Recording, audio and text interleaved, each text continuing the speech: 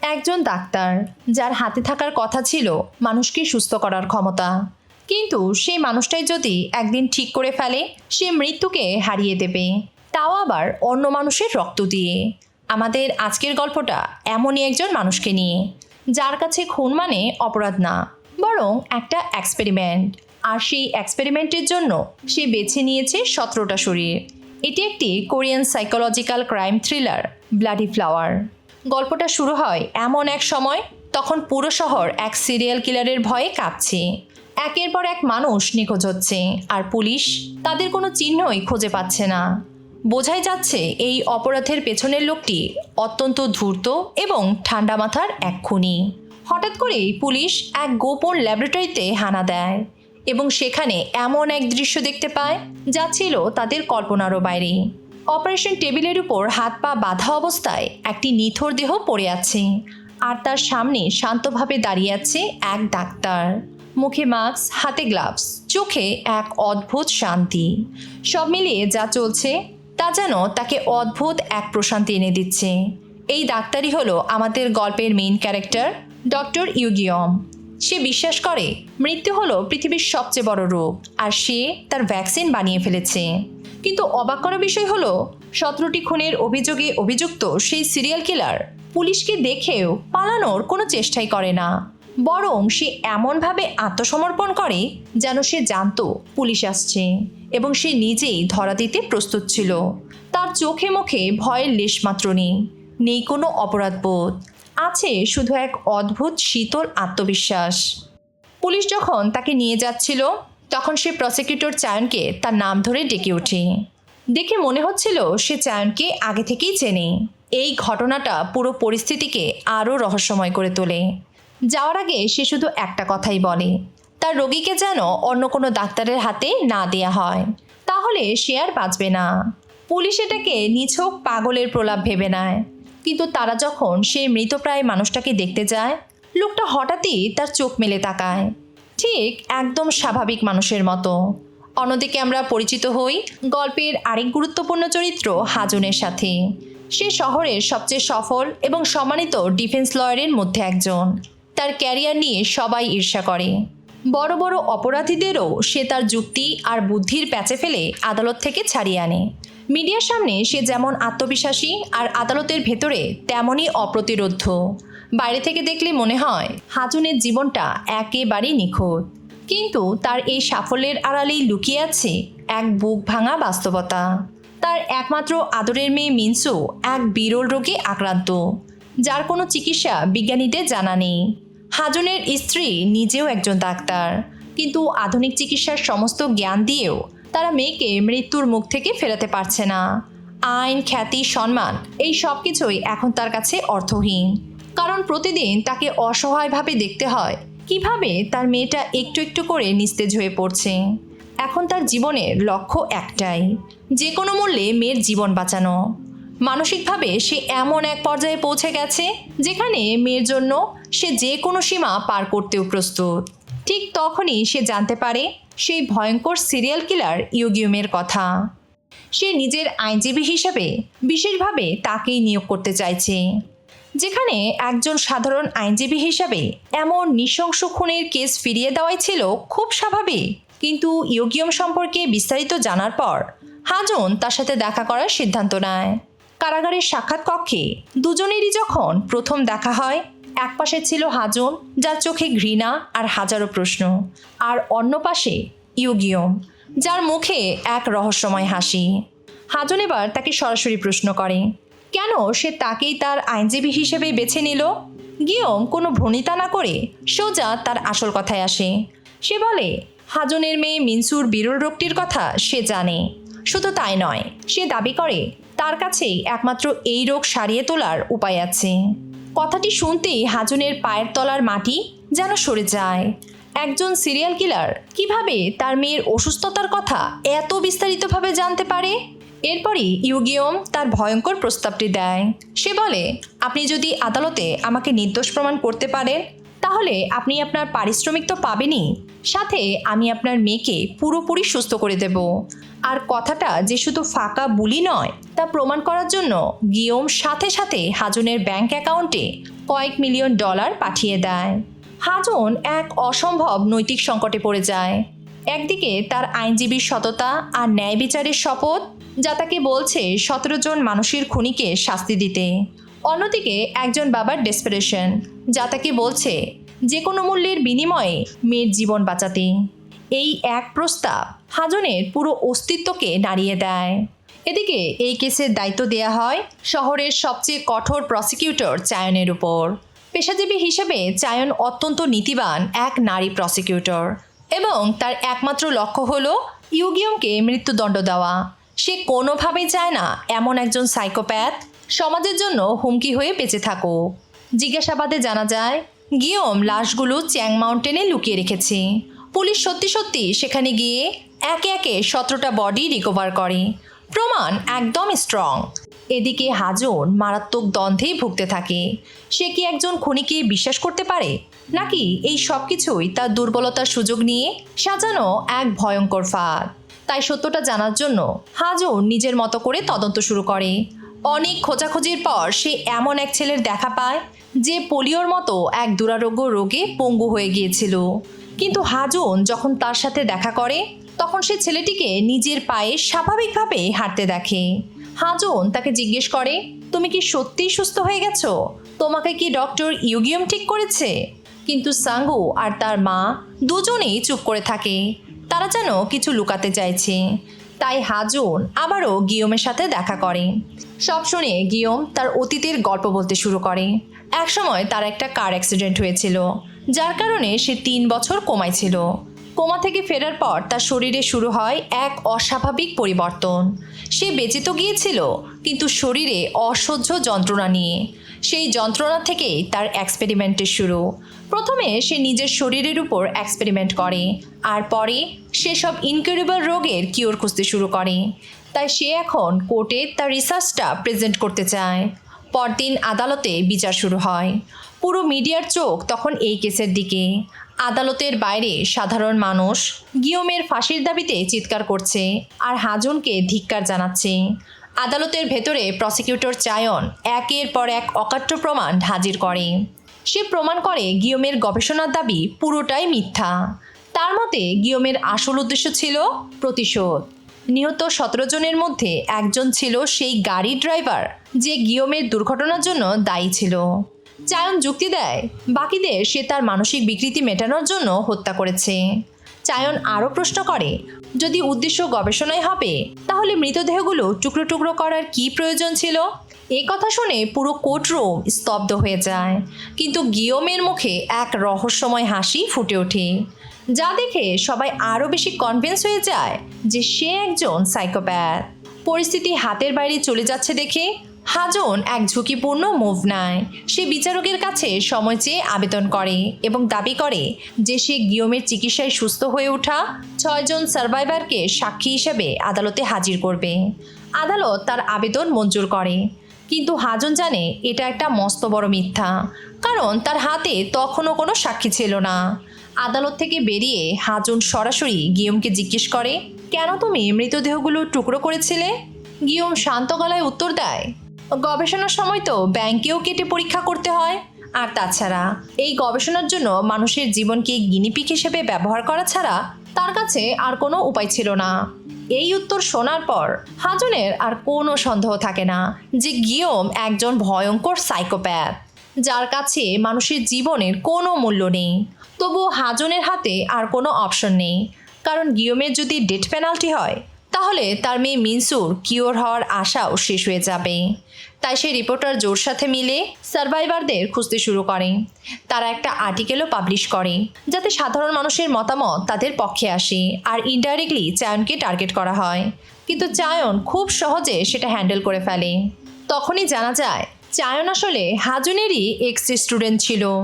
এদিকে হাজন মরিয়া হয়ে সেই সুস্থ হওয়া রোগীদের খুঁজতে শুরু করে, কারণ সেদিন জজের সাথে মিটিংয়ে আলোচনা হয় খুন প্রমাণিত হলেও যদি সেটা রিসার্চের জন্য হয়ে থাকে আর কিওরটা সত্যি হয় তাহলে শাস্তি বদলাতে পারে। এর মধ্যেই সে দুজন সার্ভাইভারের খোঁজ পায়, একজন সাঙ্গু, আরেকজন ব্লাড ক্যান্সারে আক্রান্ত এক রোগী। আর তৃতীয় কেসটা যেটা হাজুনকে পার্সোনালি হিট করে সেটা হলো ব্যাটেন ডিজিজে আক্রান্ত একজন পেশেন্ট যে সুস্থ হয়ে গেছে, মানে একই রোগ যেটা হাজুনের মেয়েরও আছে। হাজুন সাঙ্গুর মাকে অনেক বোঝানোর চেষ্টা করে কোর্টে আসার জন্য, কিন্তু সে রাজি হয় না, কারণ সে চায় না তার ছেলের সিক্রেট সবার সামনে চলে আসুক। ব্লাড ক্যান্সারের রোগীও একই কারণে পিছিয়ে যায়। তাই আর কোনো উপায় না পেয়ে হাজুন গিয়মকে অনুরোধ করে সে নিজেই যেন কোর্টে তার গবেষণা উপস্থাপন করে। তখন ইউগিয়ম জানায় তার ক্লিনিকে একটা লাল রঙের নোটবুক আছে যেখানে তার পুরো গবেষণা লেখা আছে। হাজুন সাথে সাথে ক্লিনিকে ছুটে যায়, কিন্তু নোটবুকটা কোথাও খুঁজে পায় না। উল্টো সেখানে দেখা মেলে এক ইউটিউবারের, যে ভিডিও বানাতে সেখানে এসেছিল। হাজুন তাকে জিজ্ঞাসাবাদ করে কোনো উত্তর পায় না। তখন হাজুনের সেক্রেটারি সার্ভাইভারদের বোঝানোর দায়িত্ব নেয়। অনেক কষ্টে সাঙ্গুর মা রাজি হয়, কিন্তু সে তাকে গিয়মের লেখা একটি চিঠি দেয়। সেই চিঠিতে হুমকি লেখা ছিল, আর ঠিক একই রকম হুমকির চিঠি ব্লাড ক্যান্সারের পেশেন্টও পেয়েছিল, আর এই কারণেই তারা কোর্টে আসতে ভয় পাচ্ছিল। এটা দেখে হাজুন প্রচণ্ড রেগে যায়। সে জেলে গিয়ে গিয়মকে বলে, তুমি উইটনেসদের ফোর্স করছো, তুমি জানো কোর্টে এটা তোমার বিরুদ্ধেও যেতে পারে। গিয়ম খুব ঠান্ডা গলায় উত্তর দেয়, আমার কাছে তাদের কোর্টে আনার আর কোনো উপায় ছিল না। অন্যদিকে চায়নও এবার অ্যাগ্রেসিভ মুভ নেয়। সে গিয়মকে জেলের ভেতর আইসোলেট সেলে পাঠিয়ে দেয়, যাতে সে বাইরের কারো সাথে যোগাযোগ করতে না পারে। এরপর আসে হিয়ারিংয়ের দিন। প্রথম উইটনেস হিসাবে সাঙ্গুর মা আসে। সে কোর্টে কান্না করতে করতে বলে, আমার ছেলে 18 বছর ধরে হাঁটতে পারেনি। গিয়মের একটা ইঞ্জেকশনের পর সে দাঁড়িয়েছে, হাঁটতে শিখেছে, এটা মিরাকেল। সবাই যখন ইমোশনাল হয়ে যায় তখনই চায়ন ক্রস এক্সামিনেশনের জন্য উঠে দাঁড়ায়, আর এখানেই সে পুরো গেমটা পাল্টে দেয়। চায়ন প্রমাণসহ কোর্টে দেখায় সাঙ্গুর কখনো পোলিও ছিলই না, তার ছিল আকুট ফ্যাসিস মায়ালাইটিস, যেটার সিমটম পোলিওর মতোই। তাই অনেক ডাক্তারও কনফিউজ হয়ে যায়, কিন্তু এই রোগটা কিউরেবল। একজন ডাক্তার এসে এটা কনফার্ম করে দেয়, মানে এটা কোনো মিরাকেল ছিল না। হাজুনের প্রথম উইটনেস এখানেই ফেল করে যায়। এবার আসে সেকেন্ড উইটনেস, সেই ব্লাড ক্যান্সারের পেশেন্ট, কিন্তু সবাইকে অবাক করে দিয়ে সে চায়নের হয়ে সাক্ষী দেয়। সে বলে গিয়ম একটা ফ্রড, তার ক্যান্সার ফিরে এসেছে, গিয়মের ট্রিটমেন্টে কোনো কাজ হয়নি। মুহূর্তের মধ্যেই হাজুনের পুরো কেসটা উইক হয়ে যায়। হিয়ারিং শেষে হাজুন তাকে আলাদা করে সত্যিটা জিজ্ঞেস করে। লোকটা বলে, আমি মিথ্যা বলছি না, তার ক্যান্সার সত্যিই ফিরে এসেছে। এই কথাটা দূর থেকে চায়নে শুনে ফেলে। আর ঠিক তখনই তার একটি গুরুত্বপূর্ণ কথা মনে পড়ে। যখন ইউগিয়ম অ্যারেস্ট হয়েছিল তখন সে একটা ওয়ার্নিং দিয়েছিল, আমার পেশেন্টদের অন্য কোনো ডাক্তার দিয়ে ট্রিটমেন্ট করাবেন না। আর এই ব্লাড ক্যান্সারের পেশেন্ট সুস্থ হওয়ার পরও হাসপাতালে গিয়ে আবার ট্রিটমেন্ট কন্টিনিউ করেছিল। হয়তো সেই কারণে কিওরের ইফেক্টটা নষ্ট হয়ে গেছে। অন্যদিকে সাংও আর কোনো ট্রিটমেন্টই নেয়নি, আর তাই সে এখনও পুরোপুরি সুস্থ। মানে গিয়মের চিকিৎসা কাজ করেছে, কিন্তু শুধু তার রুলস মেনে চললেই। এরপর জেলে হাজুন আর গিয়ম মুখোমুখি হতেই পরিস্থিতি মুহূর্তেই উত্তপ্ত হয়ে ওঠে। কেসটাকে হাত থেকে বেরিয়ে যেতে দেখে ইউগিয়ম হাজুনের চোখে চোখ রেখে বলে, তুমি কি আমার মার্ডারের আসল কারণটা জানতে চাও? হাজন বলে, আমি কোর্টে আমার ক্ষমতা প্রমাণ করব। সে এবার পুরো সিস্টেমের বিরুদ্ধে একটা ওপেন চ্যালেঞ্জ ছুড়ে দেয়। অন্যদিকে চায়নও তার পার্সোনাল লাইফ নিয়ে বেশ প্রেশারে আছে। তার বাবা তার সাথে দেখা করতে আসে আর বলে, এই কেসটা ছেড়ে দাও আর আমাদের কোম্পানি জয়েন করো। কিন্তু চায়নের জন্য এটা শুধু একটা কেস না, এটা তার আইডেন্টিটি। সে সোজা না করে দেয়। এদিকে হাজুন তার স্ত্রীকে এমন একটা ডিসিশনের কথা বলে যেটা সব কিছু বদলে দিতে পারে। সে বলে, আমি চাই মিনসুর ট্রিটমেন্ট গিয়মকে দিয়ে করাতে। এটা শুনেই তার স্ত্রী প্রচণ্ড রেগে যায়। সে বলে, তুমি একটা খুনির উপর কিভাবে ভরসা করতে পারো? তার স্ত্রী মানা করে দেয়। এর মধ্যেই চায়ন একটি পলিটিক্যাল মুভ খেলে। সে একজন সংসদ সদস্যকে সামনে রেখে টিভিতে ইউগিয়মের বিরুদ্ধে জনমত তৈরি করতে চায়। কিন্তু টিভিতে সেই ব্যক্তি শুধু গিয়মকেই আক্রমণ করে না, হাজুনের ব্যক্তিগত জীবন নিয়েও কথা বলতে শুরু করে। সে ইনডাইরেক্টলি তাকে থ্রেট দেয়, হয় কেস ছেড়ে দে, না হলে ল ফার্ম থেকে রিজাইন করুক। এটা শুনে চায়ন নিজেও অবাক হয়ে যায়। কারণ তার উদ্দেশ্য ছিল শুধু গিয়মকে চাপের মুখে ফেলা। কিন্তু পরিস্থিতি পুরোপুরি অন্যদিকে ঘুরে যায়। পরে চায়ন জানতে পারে এই কাজটা তার নিজের টিমই করেছে। তারা সংসদ সদস্যকে এমন স্ক্রিপ্ট দেয় যাতে ফোকাস গিয়ম থেকে সরে হাজনের উপর এসে পড়ে। এতে চায়ন প্রচণ্ড রেগে যায়। এদিকে হাজনও চুপ করে থাকে না। সে রিপোর্টার জোর সাহায্যে পাল্টা একটি প্রচারণা শুরু করে। এবার তার লক্ষ্য সাধারণ মানুষের সামনে গিয়মের অন্য দিকটা তুলে ধরা। সে সবাইকে একটা প্রশ্ন ভাবতে বাধ্য করে, গিয়ম যাদের হত্যা করেছে তারা কি সত্যিই নির্দোষ ছিল, নাকি তারাই ছিল অপরাধী বা খুনি? এই প্রশ্নটা সামনে আসতেই পুরো ঘটনাটা নিয়ে মানুষের ভাবনাই যেন বদলে যেতে শুরু করে। এরপর হাজন বিচারকের কাছে আবেদন করে গিয়মকে আদালতের সামনে তার মেডিকেল ক্ষমতা প্রমাণ দেওয়ার সুযোগ দেওয়া হোক।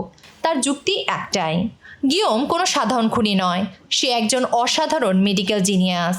এরপর হাজন একে একে 3টি গুরুত্বপূর্ণ বিষয় আদালতের সামনে তুলে ধরে। প্রথমত, গিয়ম যাদের টার্গেট করেছে তারা সবাই ছিল অপরাধী। দ্বিতীয়ত, সে কোনো নিরপরাধ মানুষের ক্ষতি করেনি। আর তৃতীয় বিষয়টা ছিল সবচেয়ে অবিশ্বাস্য, গিয়ম নিজেই একটা কিওর, মানে তার রক্তের মধ্যে রয়েছে এমন এক বিশেষ ক্ষমতা যা দুরারোগ্য রোগ সারিয়ে তুলতে পারে। কথাটা শুনেই পুরো আদালত যেন স্তব্ধ হয়ে যায়। হাজন বিচারককে বোঝায় গিয়মের রক্তে এমন একটি মিউটেশন রয়েছে যা এখন পর্যন্ত চিকিৎসায় অযোগ্য বলে মনে করা রোগও সারিয়ে তুলতে পারে। আর শুধু দাবি করে সে থামছে না, গিয়ম নিজেই আদালতের সামনে এই বিষয়টা প্রমাণ দিতে প্রস্তুত। কিন্তু চায়ন সাথে সাথেই এর তীব্র বিরোধিতা করে।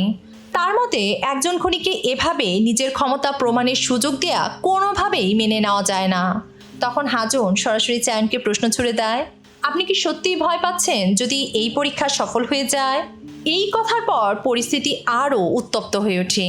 আদালত থেকে বের হতে সাংবাদিকরা হাজনকে ঘিরে ধরে।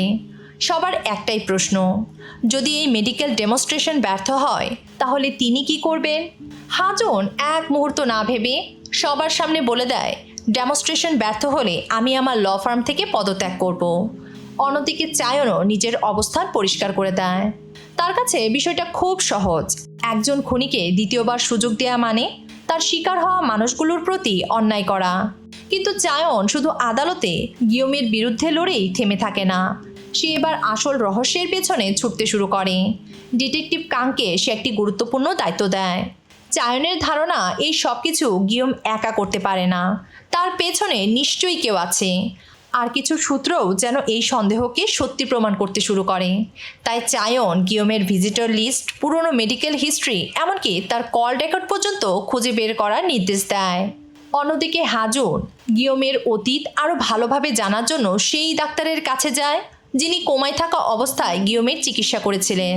ডাক্তার তাকে একটি গুরুত্বপূর্ণ কথা বলে, সে জানায় ব্লাড মিউটেশন পসিবল, কিন্তু সেই পরিবর্তনের মাধ্যমে কোনো দুরারোগ্য রোগ পুরোপুরি সেরে যাওয়া প্রায় অসম্ভব। এমন ঘটনা ঘটার সম্ভাবনা এতটাই কম যে এটাকে প্রায় অলৌকিক বলেই মনে হয়। পরদিন আদালতে চায়ন এবার এই তথ্যটাকে হাজনের বিরুদ্ধে ব্যবহার করে।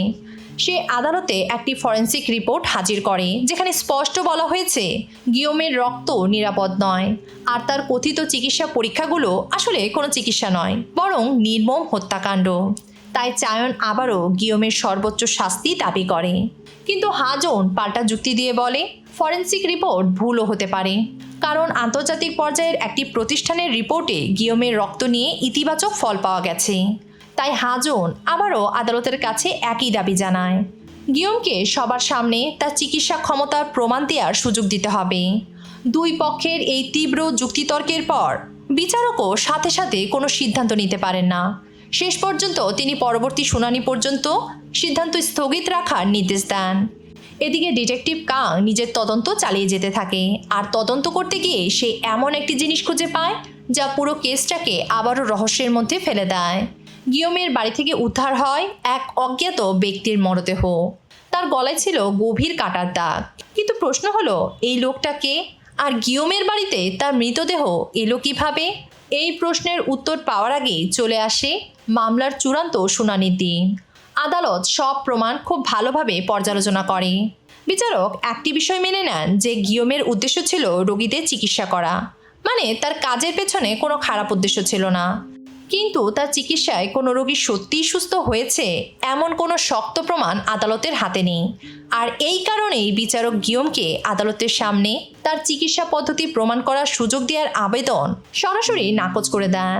আর ফাইনাল ভার্ডিক্ট শোনানো হয় 17টা মার্ডারের জন্য গিয়মকে ডেথ পেনাল্টি দেওয়া হলো।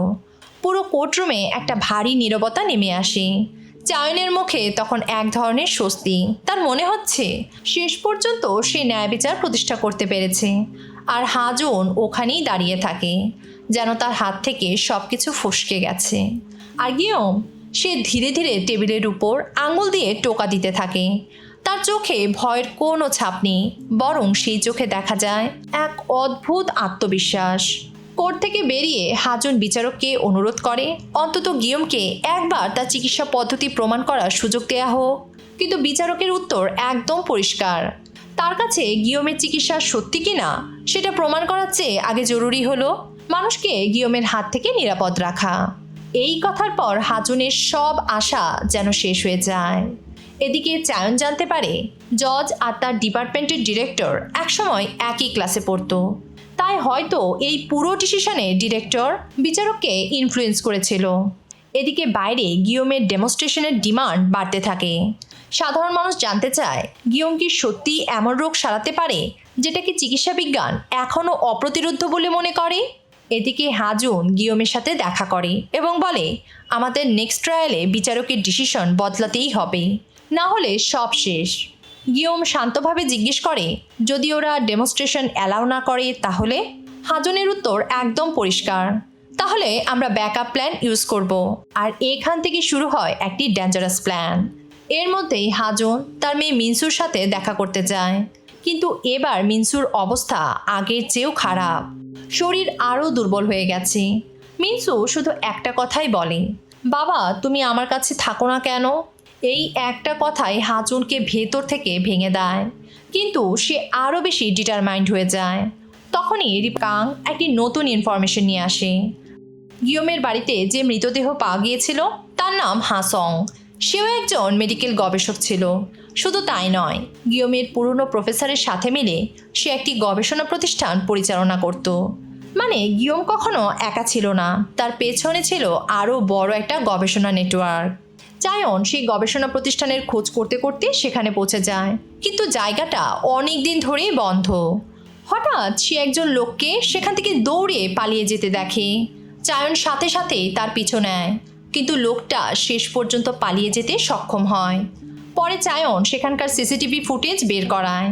এদিকে গিয়মকে একটি নতুন সেলে শিফট করা হয়, যেখানে আগে থেকেই 3 জন বন্দী ছিল। আর তাদের মধ্যে একজনের ভাইকেই গিয়ম তার গবেষণার জন্য হত্যা করেছিল। গভীর রাতে সবাই যখন ঘুমিয়ে পড়ে, ঠিক তখনই 3 জন বন্দী একসাথে গিয়মের উপর ঝাঁপিয়ে পড়ে। এক পর্যায়ে একটি ছুরি সোজা গিয়মের বুকে ঢুকে যায়, কিন্তু ওই ধস্তাধস্তির মধ্যে তারা ভুল করে আরেকজন বন্দীকেও গুরুতর আহত করে ফেলে। আহত গিয়ম কিছুক্ষণের মধ্যেই তার জ্ঞান হারিয়ে ফেলে। তাকে দ্রুত হাসপাতালে নেওয়া হয়। ডাক্তাররা তার চিকিৎসা করতে এগিয়ে আসলে গিয়ম বলে আমি নিজেই আমার চিকিৎসা করব। আর এইখানেই প্রকাশ হয় যে এই সব কিছুই ছিল একটা প্ল্যান। হাজন আর গিয়ম মিলেই এই ব্যাকআপ প্ল্যানটা বানিয়েছিল। গিয়মকে নিজেকে হার্ট করতে হতো যাতে সে সবার চোখের সামনে নিজের রক্তের ক্ষমতা প্রমাণ করতে পারে। হামলার সময় আহত হওয়া অন্য বন্দীটির সিভিয়ার অর্গান ড্যামেজ হয়েছিল। তার অবস্থা এতটাই খারাপ ছিল যে যে কোনো সময় তার মৃত্যু হতে পারত। ঠিক তখনই গিয়ম নিজের রক্ত ব্যবহার করে তার চিকিৎসা শুরু করে। ধীরে ধীরে ওই বন্দীটির শরীরের ক্ষত সারতে শুরু করে। আর এসব দেখে ডাক্তাররা অবাক হয়ে যায়, কারণ তারা এর আগে মানুষের শরীরে এমন ধরনের মিউটেশন কখনো দেখেনি। হাজন আর রিপোর্টার জো অবশেষে প্রমাণ পেয়ে যায় যে গিয়মের ব্লাড সত্যিই কাজ করে। আর এই একটি প্রমাণই পুরো পরিস্থিতিকে এক মুহূর্তেই বদলে দেয়। খবরটা আগুনের মতো ছড়িয়ে পড়ে, আর সব জায়গায় একটাই শিরোনাম, সিরিয়াল কিলারই বাঁচিয়ে দিল এক বন্দির প্রাণ। জেলের সেই ঘটনার পর পুরো প্রসিকিউশন টিমই চাপে পড়ে যায়, কারণ এবার সাধারণ মানুষও গিয়মের চিকিৎসার ক্ষমতা নিজেদের চোখে দেখতে চাইছে। চারিদিকে একটাই দাবি, গিয়মকে ডেমনস্ট্রেশনের সুযোগ দিতে হবে। পরিস্থিতি এতটাই উত্তপ্ত হয়ে ওঠে যে শেষ পর্যন্ত চিফ প্রসিকিউটরকেও বাধ্য হয়ে ডিরেক্টরের সাথে আলোচনা করতে হয়। আর অবশেষে আদালত সিদ্ধান্ত নেয় গিয়মকে আনুষ্ঠানিকভাবে তার চিকিৎসার ক্ষমতা প্রমাণ করার সুযোগ দেওয়া হবে। কিন্তু ঠিক তখনই চায়নের সামনে আসে এমন একটা সত্য যা পুরো মামলাটাকে তার কাছে ব্যক্তিগত করে তোলে। একজন প্রসিকিউটর গোপনে চায়নকে জানায় হাজন আসলে শুধু ন্যায় বিচারের জন্য এই কেস লড়ছে না, সে লড়ছে তার নিজের মেয়ের জন্য। তার মেয়ে মিনসুর ব্যাটন ডিজিজ আছে, সে যে কোনো সময় মারা যেতে পারে। আর সবচেয়ে ডিস্টার্বিং ব্যাপার হলো মেডিকেল ডেমনস্ট্রেশনের জন্য যে পেশেন্টের লিস্ট বানানো হয়েছে সেখানে মিনসুর নামও আছে। চায়নের কাছে বিষয়টা হঠাৎ করে সম্পূর্ণ অন্যরকম হয়ে যায়। এতদিন সে একজন খুনির বিরুদ্ধে লড়ছিল, কিন্তু এখন সে বুঝতে পারে এই লড়াইয়ের অন্য পাশে দাঁড়িয়ে আছে একজন বাবা, যে নিজের মেয়েকে বাঁচানোর জন্য মরিয়া হয়ে উঠেছে। তার ভেতরে শুরু হয় তীব্র দ্বন্দ্ব, তবুও চায়ন নিজের অবস্থান থেকে সরে না। অন্যদিকে হাজনও গিয়মের অতীত সম্পর্কে তদন্ত শুরু করে, বিশেষ করে প্রফেসর হানের সাথে তার কী সম্পর্ক ছিল। কিন্তু প্রফেসরের নামটা শুনেই গিয়ম ভীষণ অস্বস্তিতে পড়ে যায়। সে শুধু বলে উনি শুধু আমার ডাক্তার ছিলেন, এর বেশি কিছুই না। কিন্তু হাজন বুঝে যায় গিয়ম নিশ্চয়ই কিছু একটা লুকাচ্ছে। এর মধ্যেই চায়ন হাজনের সাথে দেখা করে। সে বলে আপনি এইসব কিছু আপনার মেয়ের জন্য করছেন, তাই না? আর এখানেই হাজনের ধৈর্যের বাঁধ ভেঙে যায়। সে রেগে চিৎকার করে বলে চায়ন কখনোই তার পরিস্থিতি বুঝতে পারবে না, কারণ তার মেয়ের যে কোনো মুহূর্তে কিছু হয়ে যেতে পারে। তার কিছু যায় আসে না গিয়ম সিরিয়াল কিলার কিনা, তার কাছে তার মেয়ের জীবনটাই সবচেয়ে ইম্পর্টেন্ট। পরদিন মেডিকেল ডেমনস্ট্রেশনের জন্য পেশেন্ট সিলেক্ট করা হয়। হাজনের মনে একটাই আশা, যদি মিনসুর নাম আসে, কিন্তু শেষ পর্যন্ত তার নাম আসে না। হাজন ভেতর থেকে পুরোপুরি ভেঙে পড়ে। এদিকে গিয়মকে হাসপাতালে আনা হয়। বাইরে তখন সাধারণ মানুষের ভিড়, কেউ তাকে কিলার বলে গালি দিচ্ছে, আবার কেউ তাকে হিরো বলছে। এদিকে ভেতরে এক ক্যান্সার পেশেন্টকে আনা হয়। গিয়ম সবার সামনে নিজের ব্লাড ইউজ করে তার ট্রিটমেন্ট শুরু করে, আর তারপর শুরু হয় অপেক্ষা। 24 ঘন্টা পর রিপোর্ট আসবে। এদিকে ডিটেকটিভ কাং জানায় চায়ন যে বন্ধ গবেষণা প্রতিষ্ঠানে একজন লোককে পালিয়ে যেতে দেখেছিল তার পরিচয় পাওয়া গেছে। তার নাম চ্যাং, আর এই লোকটা মোটেও নির্দোষ নয়। তার বিরুদ্ধে হামলা, ধর্ষণ এবং হত্যার মতো গুরুতর অপরাধের রেকর্ড রয়েছে। আর সবচেয়ে অবাক করা বিষয় হলো তার আইনজীবী আর কেউ নয়, চায়নের নিজের বস, সেই ডিরেক্টর। মানে সব কিছুই হয়তো আগে থেকেই প্ল্যান করা। অবশেষে রিপোর্ট হাতে আসতেই সবাই যেন স্তব্ধ হয়ে যায়। ক্যান্সার পুরোপুরি অদৃশ্য হয়ে গেছে। এটা শুধু একটা সাকসেস না, এটা একটা ইম্পসিবল মিরাকেল। আর গিয়ম দূরে দাঁড়িয়ে রহস্যময় এক হাসি দেয়, যেন সে শুধু নিজের কথাই প্রুফ করেনি, পুরো সিস্টেমকে চ্যালেঞ্জ করে দেখিয়ে দিয়েছে। কিন্তু গিয়মের এই সাফল্যের পরই সামনে আসে জংসু। সে এক মেডিকেল কলেজের চেয়ারম্যান। সে সরাসরি হাজনকে বলে গিয়ম যখন ক্যান্সার সারিয়ে দেওয়ার প্রমাণ দেখিয়ে দিয়েছে, তখন আদালত আর তাকে মৃত্যুদণ্ড দিতে পারবে না। তাই তারা গিয়মকে নিজেদের মেডিকেল সেন্টারে নিয়ে যেতে চায়। উদ্দেশ্য একটাই, তার রক্ত নিয়ে গবেষণা করে এমন একটি চিকিৎসা তৈরি করা যা হাজার হাজার রোগীর জীবন বাঁচাতে পারে, এমনকি হাজনের মেয়ের মতো রোগীকেও। কিন্তু কথাটা শুনেই হাজনের মুখের ভাব যেন বদলে যায়, কারণ তার কাছে এটা শুধু সাধারণ মেডিকেল আলোচনা নয়। সে বুঝতে পারে তার মেয়ের জীবনকে একটি গবেষণার অংশ হিসেবে দেখা হচ্ছে। তাই সে আর কোনো কথা না বাড়িয়ে সেখান থেকে বেরিয়ে যায়। কিন্তু বাইরে বের হতেই সাংবাদিকরা তাকে ঘিরে ধরে। পরিস্থিতি সামলাতে রিপোর্টার জো কোনোভাবে তাকে সেখান থেকে বের করে নিয়ে যায়। অন্যদিকে চায়নের অফিসে একটি গুরুত্বপূর্ণ মিটিং চলছে। চিফ প্রসিকিউটর চায়নকে প্রশ্ন করে, এখন তুমি এই মামলা কিভাবে জিতবে? সাধারণ মানুষ তো গিয়মের পক্ষে চলে গেছে। চায়ন আত্মবিশ্বাসের সাথে বলে, আমি এটা সাইকোলজি দিয়ে জিতব, কারণ আমি দেশের জন্য কাজ করি, কোনো ব্যক্তির জন্য নয়। এবার আসে ফাইনাল ট্রায়ালের দিন। আদালতের বাইরে মানুষ এখনও দুই ভাগে বিভক্ত। একদল গিয়মকে হিরো মনে করছে, আরেক দল এখনও তাকে একজন নির্মম খুনি হিসেবেই দেখছে। কোর্টরুমে প্রথমে চায়ন তার যুক্তি তুলে ধরে। সে জানায় সে গিয়মের আগের দুইজন রোগীর সাথে দেখা করেছে, কিন্তু তাদের বর্তমান অবস্থা আগের চেয়েও খারাপ। সে দাবি করে গিওমের কাছে কোনো স্থায়ী চিকিৎসা নেই, সে শুধু মানুষকে বিশ্বাস করাচ্ছে যে তার চিকিৎসা কাজ করছে। তাই চায়ন আবারও গিওমের মৃত্যুদণ্ড দাবি করে, কিন্তু হাজুন শান্তভাবে বলে ওই রোগীরা গিওমের দেয়া নির্দেশ মেনে চলেনি। গিওম যেসব চিকিৎসা নিতে নিষেধ করেছিল তারা সেসব কাজই করেছে, আর সেই কারণেই চিকিৎসার প্রভাব নষ্ট হয়ে গেছে। এরপর হাজুন আদালতের সামনে আরও বড় একটা দাবি তুলে ধরে। সে বলে গিওমকে এমন রোগীদের চিকিৎসার সুযোগ দেওয়া হোক যাদের রোগ চিকিৎসা বিজ্ঞানের কাছে এখনও নিরাময়যোগ্য নয়। সব শুনে গিওমের মুখে স্মিত হাসি ফুটে ওঠে, যেন সবকিছুই তার পরিকল্পনা মতোই এগোচ্ছে। অবশেষে বিচারক চূড়ান্ত সিদ্ধান্ত ঘোষণা করেন, গিওমকে মৃত্যুদণ্ড দেওয়া হবে না, তবে এর বদলে তাকে আজীবন চিকিৎসা চালিয়ে যেতে হবে। আর যদি সে ভবিষ্যতে রোগীদের চিকিৎসা করতে অস্বীকার করে তাহলে তার মৃত্যুদণ্ড কার্যকর করা হবে।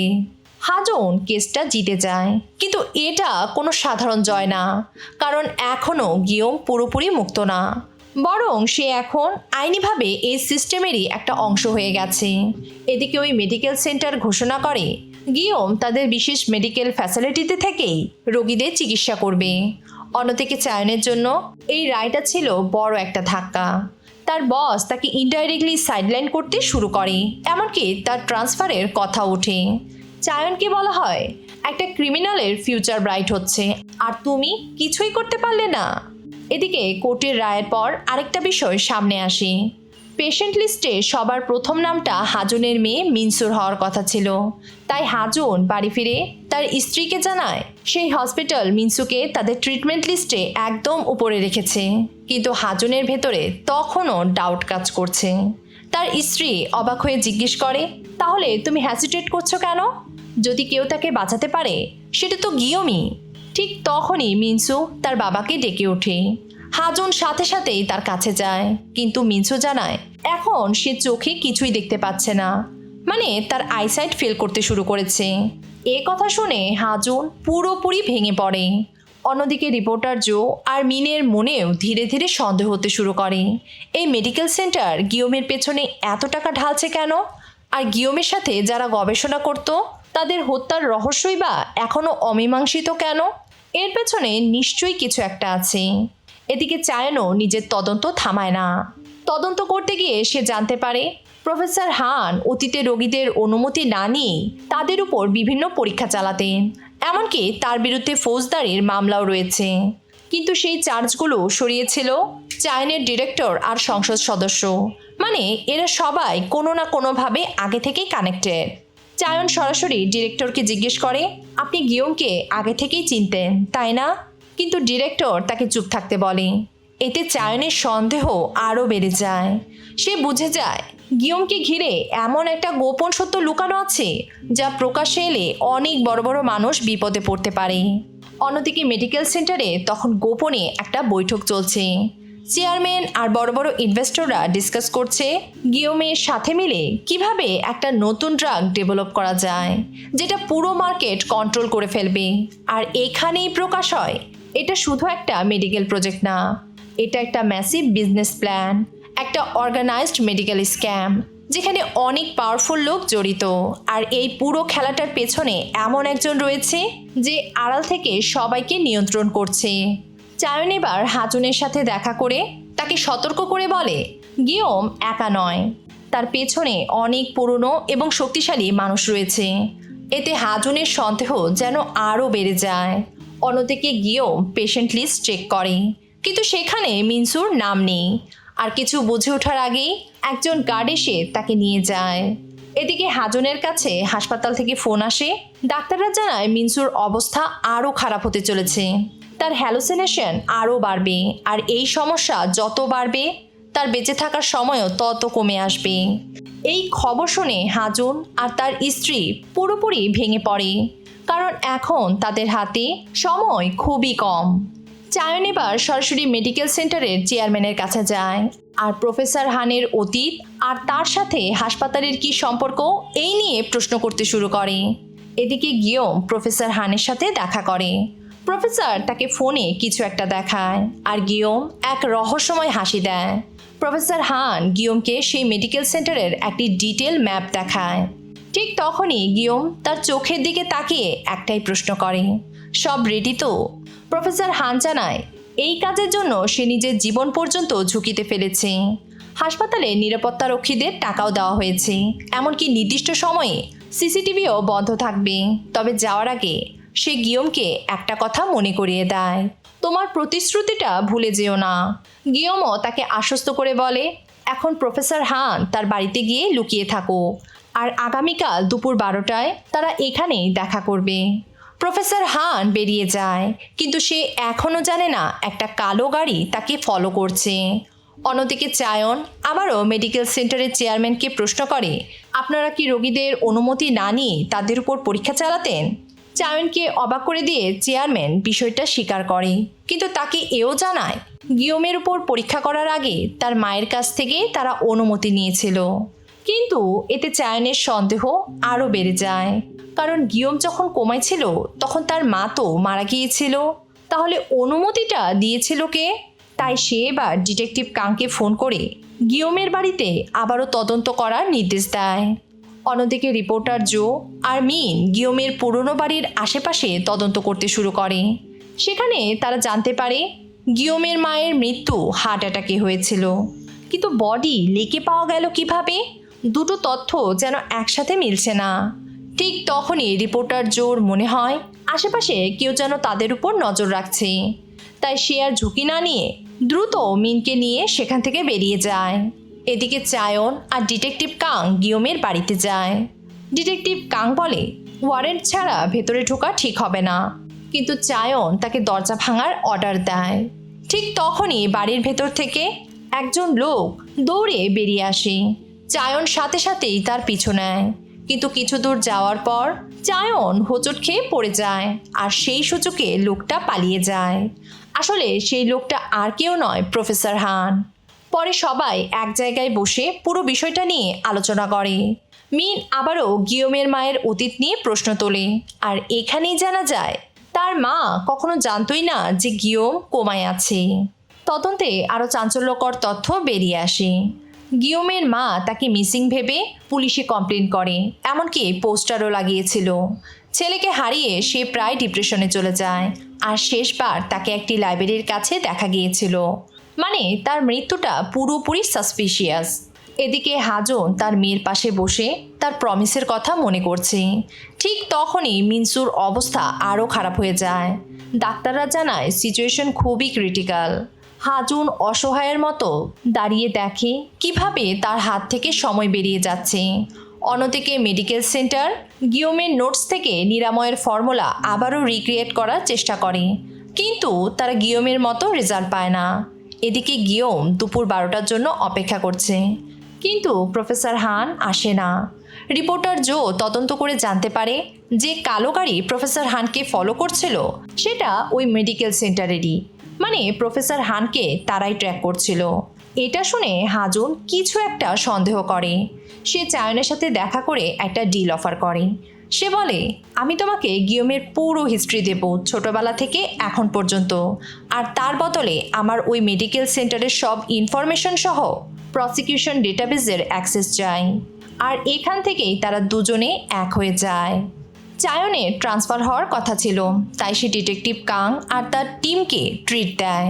কিন্তু কথার মাঝে জানা যায় ডিটেকটিভ কাং আগে ডিরেক্টরের সাথে কাজ করত, আর চায়ন যখন গিয়মের মায়ের কেসটা চেক করে দেখে সেই কেসটাও ডিটেকটিভ কাংই ক্লোজ করেছিল। এখান থেকেই সন্দেহ সরাসরি কাংয়ের উপর শিফট হয়ে যায়। কাং গোপনে কাউকে দেখা করার জন্য ফোন করে। এদিকে হাজুনের টিমও তদন্তে নেমে পড়ে। তারা জানতে পারে প্রফেসর হানের ইলিগাল এক্সপেরিমেন্টের কেসটা ডিরেক্টর লি ক্লোজ করেছিল। সংসদ সদস্য তার সাথে জড়িত ছিল, মানে সেই মেডিকেল সেন্টার, ডিরেক্টর, সংসদ সদস্য আর কাং সবাই ইন্টারকানেক্টেড। এটা একটা অনেক বড় নেটওয়ার্ক। হাজন তার প্ল্যান ভাগ করে দেয়। জো প্রফেসর হানের অতীত খুঁজে বের করবে, আর মিন সংসদ সদস্যর ব্যাপারে তদন্ত করবে। এর মধ্যেই জানা যায় মেডিকেল সেন্টারে বর্তমান চেয়ারম্যান জং ছোটবেলায় নিজের বাবাকেই মেরে ফেলেছিল যখন তার বাবা হাসপাতালে ছিল। এদিকে গিয়মকে আরেক নতুন পেশেন্টের ট্রিটমেন্টের জন্য হাসপাতালে নিয়ে যাওয়া হয়। সব কিছুই কন্ট্রোলে মনে হচ্ছিল। ঠিক তখনই চায়নের কাছে ডিটেকটিভ কাংয়ের ফোন আসে। সে সেই জায়গায় পৌঁছায় যেখানে গিয়োম এক্সপেরিমেন্ট করত, আর সেখানে প্রফেসর হানের মৃতদেহ পাওয়া যায়। কাং জানায় তার মৃত্যু 2 দিন আগেই হয়েছিল, মানে যেদিন সে বাড়ি থেকে পালিয়েছিল তারপরেই কেউ তাকে হত্যা করেছে। চায়ন কিছু বুঝে ওঠার আগেই জানা যায় গিয়োম মেডিকেল ডেমনস্ট্রেশনের মাঝখান থেকেই পালিয়ে গেছে। আর এদিকে আমরা দেখি হাজন গাড়ি ড্রাইভ করছে, প্যাসেঞ্জার সিটে গিয়োম বসে আছে, একদম শান্ত, যেন সব কিছু তার পরিকল্পনা মতোই হচ্ছে। ঠিক তখনই জানা যায় কিছুদিন আগে হাজুন গিয়োমের কাছে দেখা করতে গিয়েছিল। সে একেবারে ভেঙে পড়ে। সে গিয়োমের সামনে হাঁটু গেড়ে বলে, প্লিজ আমার মেয়েকে বাঁচাও। গিয়োম তাকে সাহায্য করার আশ্বাস দেয়, কিন্তু এক শর্তে, তোমাকে আমার উপর পুরোপুরি বিশ্বাস করতে হবে। অন্যদিকে প্রফেসর হানকে চেয়ারম্যান জংয়ের সামনে আনা হয়। প্রফেসর হান ভয়ে বলে, আমি কিওর বানাতে পারবো, কিন্তু তার জন্য গিয়োমের বেঁচে থাকাটা জরুরি। কিন্তু জংয়ের কাছে গিয়োম মানুষ না, সে একটা সম্পদ। তাই সে প্রফেসর হানকে সেখানেই মেরে ফেলে। এদিকে প্রসিকিউটর চায়ন গোপনে এক ব্যক্তির সাথে দেখা করে, যে সংসদ সদস্যের খুব কাছের লোক। এখানেই জানা যায় এই ইনকিউরেবল কিওরের আইডিয়াটা আসলে জংয়ের বাবার কাছ থেকে এসেছিল। ফ্ল্যাশব্যাকে দেখা যায় সবচেয়ে প্রথম এক্সপেরিমেন্টের সাবজেক্ট ছিল জং নিজেই। বর্তমানে তার শরীরে অসংখ্য সার্জিক্যাল স্কোর দেখা যায়। এবার গিয়োম সরাসরি জংয়ের মুখোমুখি হয়। সে জানায় প্রতিবার তার রক্ত ব্যবহার করার পর সেটার কার্যকারিতা ধীরে ধীরে কমে যাচ্ছে। মানে গিয়োম ছাড়া তারা চাইলেও এই চিকিৎসার আসল ক্ষমতাটা ধরে রাখতে পারছে না। তাই গিয়োম জংকে স্পষ্ট করে বলে, তোমরা যদি সত্যি এই কিওর তৈরি করতে চাও তাহলে আমাকে বাঁচিয়ে রাখতে হবে। এরপর একটা বিরল রোগে আক্রান্ত রোগী চিকিৎসা করার জন্য গিয়োমকে হাসপাতালে নিয়ে যাওয়া হয়। এদিকে চায়ন তার ইনভেস্টিগেশন চালিয়ে যায়। সে জানতে পারে ক্লিনিক্যাল ট্রায়ালগুলো কখনো অফিসিয়ালি প্রুভই হয়নি, কনসেন্ট ফর্মগুলো ছিল ফেক, আর একজন আগেও এটা এক্সপোজ করার চেষ্টা করেছিল। কিন্তু সংসদ সদস্য নিজের ক্ষমতা ব্যবহার করে পুরো বিষয়টা ধামাচাপা দিয়ে দেয়। মিন জানায় সংসদ সদস্য একটি ভুয়া কোম্পানি তৈরি করে সেই কোম্পানির নামে বিপুল পরিমাণ টাকা আত্মসাৎ করে। অর্থাৎ গিয়োমের গবেষণা, হাসপাতাল, রাজনীতি সবকিছুর পেছনেই ছিল টাকা আর ক্ষমতার একটা বিশাল নেটওয়ার্ক। তাই চায়ন এবার সরাসরি নিজের বস ডিরেক্টরের উপর চাপ তৈরি করে। সে পরিষ্কার জানিয়ে দেয়, আপনি যদি ওয়ারেন্টে সই না করেন তাহলে আমি পুরো নেটওয়ার্কের সব কিছু প্রকাশ্যে নিয়ে আসব। কিন্তু এখন পরিস্থিতি আরও জটিল হয়ে ওঠে। দৃশ্য চলে আসে হাসপাতালে। গিয়োমের সাথে যে গার্ড ছিল তারা হঠাৎ করেই অদৃশ্য হয়ে যায়, আর সেই সুযোগে হাজুন হাসপাতালের ভেতরে ঢুকে পড়ে। সব কিছু পরিকল্পনা মতোই এগোচ্ছিল, কিন্তু গিয়োমের চিকিৎসা শেষ হওয়ার সাথে সাথেই হঠাৎ করে পুরো হাসপাতালের বিদ্যুৎ চলে যায়, আর সেই সুযোগটাই গিয়োম কাজে লাগায়। সে নিজের অ্যাংলেট মনিটর কেটে হাজনের সাথে পালিয়ে যায়, কিন্তু তারা জানতো না হাসপাতালের এক লোক তাদের পিছু নিচ্ছে। হঠাৎ সেই ব্যক্তি তাদের গাড়িকে জোরে ধাক্কা দেয়। দুর্ঘটনায় গিয়োম খুব বাজেভাবে আঘাতপ্রাপ্ত হয়।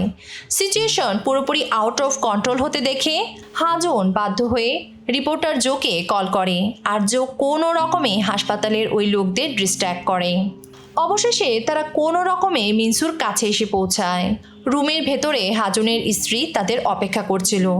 হাজুন আর তার স্ত্রী প্রথমে গিয়োমের চিকিৎসা করতে চায়, কারণ সে অনেক ইনজিওর্ড ছিল, কিন্তু গিয়োম তাদের মানা করে দেয়। আধা অচেতন অবস্থাতেও সে নিজের ব্লাড মিনসুর শরীরে ইনজেক্ট করে দেয়, আর সাথে সাথেই নিজে অজ্ঞান হয়ে যায়। সবাই ওয়েট করছে, আর তারপর একটা মিরাকেল হয়। মিনসু পুরোপুরি রিকভার হয়ে যায়। হাজনের জন্য এই মোমেন্টটাই ছিল খুবই আনন্দের। কিন্তু অন্যদিকে সেই মেডিকেল সেন্টারে তখন একটি ইমার্জেন্সি মিটিং বসে। শেয়ার বাজারে তাদের স্টক পড়ে যায়। সংসদ সদস্যকেও গ্রেফতার করা হয়। সবাই জাংকে এই বিষয়ে দায়ী করে, কিন্তু এখানেই জানা যায় এই বোর্ডের আসল চেয়ারম্যান চায়নের বাবা। মানে সব কিছুর জন্য সেই দায়ী ছিল। জং আবারও একটি সুযোগ চায়, কিন্তু পরিস্থিতি পুরোপুরি তার হাতের বাইরে চলে যায়। এদিকে গিয়োমের জ্ঞান ফিরলে হাজন বলে, যদি আমরা শুরু থেকে একে অপরকে ট্রাস্ট করতাম তাহলে হয়তো আজ সব কিছু অনেক সহজ হতো। গিয়োম স্মিত হেসে বলে, তুমি একজন ভালো বাবা। আর তারপর তারা একসাথে একটি ব্রিজের কাছে যায়। এটা সেই জায়গা যেখানে তার মায়ের মৃত্যু হয়েছিল, আর এখানেই জানা যায় অ্যাক্সিডেন্টের পর গিয়মকে সেই হাসপাতালে আনা হয়েছিল। জংসু আর তার বাবা প্রফেসর হানকে দিয়ে গিয়মের উপর এক্সপেরিমেন্ট করায়। অন্যদিকে তার মা নিজের ছেলেকে মরিয়া হয়ে খুঁজছিল। পুলিশ যখন তাকে হেল্প করে না, তখন সে নিজেই ইনভেস্টিগেশন শুরু করে এবং অনেক খোঁজাখুঁজির পর সে ইলিগাল এক্সপেরিমেন্ট মাল্টিপল ডেথস সম্পর্কে জেনে যায়। যখনই সে পুরো সত্যটা জেনে যায়, তখন জং তাকে মেরে ফেলে আর তার মৃতদেহ নদীতে ফেলে দেয়। বোঝাই যাচ্ছে গিয়ম এতদিন যাই করেছে সব কিছুই ছিল প্রতিশোধ নেওয়ার জন্য। প্রথমে জং তাদের অনেক অপমান করে, পরে গিয়মকে আবারও একসাথে কাজ করার অফার দেয়। কিন্তু গিয়ম কিছুক্ষণ ভেবে হঠাৎ তার গলা চেপে ধরে, বলে যাই হয়েছে সব কিছুর জন্য তুমিই দায়ী। কিন্তু জং জানায়, আমি কখনোই তোমার উপর এক্সপেরিমেন্ট করতে রাজি ছিলাম না। আমি সবসময় নিজের উপর করার পক্ষপাতী ছিলাম, কারণ এটা নিয়ে আমার গর্ব হতো। এটা শুনে গিয়ম আরও বেশি রেগে যায়। ঠিক তখনই পুলিশ সেখানে চলে আসে। চায়নের এভিডেন্সে পুলিশ জংকে গ্রেফতার করে আর হাজুন গিয়মকে থামানোর চেষ্টা করে। কিন্তু গিয়ম বলে এখন অনেক দেরি হয়ে গেছে। গিয়ম যখন জংকে মারতে এগিয়ে আসে, ঠিক তখনই একজন পুলিশ তার উপর গুলি চালায়। কিন্তু হাজুন সাথে সাথেই মাঝখানে চলে আসে আর গুলিটা তার গায়ে লাগে। হাজুন গিয়মকে অনুরোধ করে বলে থেমে যাও, কিন্তু গিয়ম চায়নকে বলে হাজুনের খেয়াল রাখো। আর তারপর সে আবারও জংসুর দিকে এগিয়ে যায়। ঠিক তখনই আরেকটি গুলি এসে গিয়মের গায়ে লাগে আর সে সাথে সাথেই ব্রিজ থেকে নিচে পড়ে যায়। সবাই অবাক হয়ে যায়, মনে হয় এখানেই বুঝি সব শেষ। কিন্তু গল্প এখানেই শেষ হয় না। পরে ডিরেক্টর স্বীকার করে এসব কিছুর পেছনে চায়নের বাবা জড়িত ছিল। চায়ন 1 সেকেন্ডের জন্য হ্যাসিটেট করে না। সে বলে আমার বাবা গিল্টি হলে তাকেও শাস্তি পেতে হবে। এভিডেন্সের ভিত্তিতে জংকে অ্যারেস্ট করা হয়। ইলিগাল এক্সপেরিমেন্ট মাল্টিপল মার্ডার সব কিছুই এক্সপোজ হয়ে যায়। অবশেষে সব কিছুই প্রকাশ্যে আসে আর হাজুন একটি ব্রিজের কাছে যায়। সবাই ভাবে সে মৃত। ঠিক তখনই তার কাছে একটি ফোন আসে। ওপাশ থেকে একটি পরিচিত কণ্ঠ ভেসে আসে আর হাজুন স্মিত হেসে ওঠে। আর এই রহস্যময়তার মধ্য দিয়ে আমাদের এই গল্প শেষ হয়ে যায়।